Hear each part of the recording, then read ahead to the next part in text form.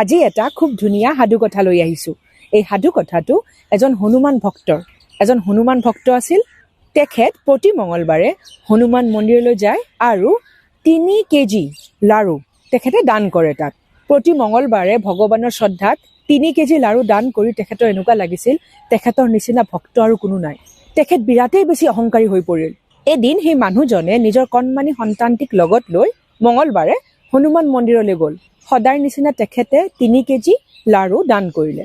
মন্দিৰত লাৰু দান কৰি সেৱা জনাই তেখেত বাহিৰলৈ ওলাই আহিল। আপোনালোকে মন কৰিবচোন, মন্দিৰৰ বাহিৰত মেলাৰ নিচিনা এটা পৰিৱেশ হয়, মানে সৰু সৰু বহুত কেইখন দোকান থাকে তাত। ঠিক সেইদিনাও তাত এজন বেপাৰীয়ে গুড়ৰ লাৰু বিক্ৰী কৰি আছিল। সেই মানুহজনৰ সন্তানটিয়ে গুড়ৰ লাৰু দেখিলে আৰু দেউতাকক ক'লে যে দেউতা, মোক গুড়ৰ লাৰু লাগে, মই গুড়ৰ লাৰু খাম। কিন্তু দেউতাকে মানা কৰিলে আৰু মানা কৰাৰ কাৰণে শিশুটিয়ে কান্দিব ধৰিলে। শিশুটিয়ে কান্দা দেখি সেই গুড়ৰ লাৰু বিক্ৰী কৰা মানুহজনে ভিৰৰ মাজৰ পৰা ওলাই আহি শিশুটিক এটা গুড়ৰ লাৰু দিলে হাতত। তেতিয়া সেই মানুহজনৰ, মানে যিজন হনুমান ভক্ত, তেখেতৰ বিৰাট খং উঠিল। তেখেতে ক'লে যে তোমালোক বেপাৰীবোৰৰ একো কাম নাই, মানে দেখিছা শিশুটিয়ে কান্দিছে, সেইকাৰণে টকাৰ বাবে শিশুটিৰ হাতত লাৰুটো দিছা।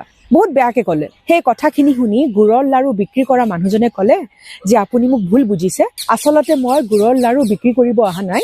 মোক এজন মানুহে কৈছিল যে শিশুৰ গাত ভগৱান থাকে আৰু সিহঁতক কিবা খাবলৈ দিবা, সেয়াই তোমাৰ কাৰণে পুণ্যৰ কাম হ'ব। আৰু তেতিয়াৰ পৰা মই প্ৰতি মঙলবাৰে এই মন্দিৰলৈ আহোঁ আৰু 3 কেজি গুড়ৰ লাৰু শিশুসকলৰ মাজত ভগাই দিওঁ। এই লাৰুবোৰৰ বাবে মই কোনো টকা নলওঁ, এয়া মোৰ শিশুসকলৰ প্ৰতি থকা মৰম। আচলতে কথাখিনি শুনি সেই অহংকাৰী ভক্তজনে ভক্তিৰ আচল অৰ্থ বুজি পালে।